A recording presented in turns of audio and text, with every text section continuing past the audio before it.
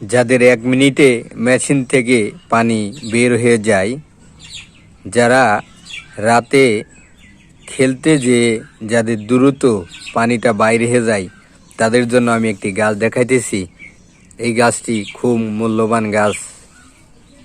অনলাইনে গাছটা দিতেছি দেখে অবহেলা করবেন না। এই গাছটির দেখেন একটি মূল হয়, এই দেখেন মূল, এই যে মূল কাঁচা। এই মূলটার নাম হলো শঙ্কমূল অথবা শঙ্কমণি বলা হয়।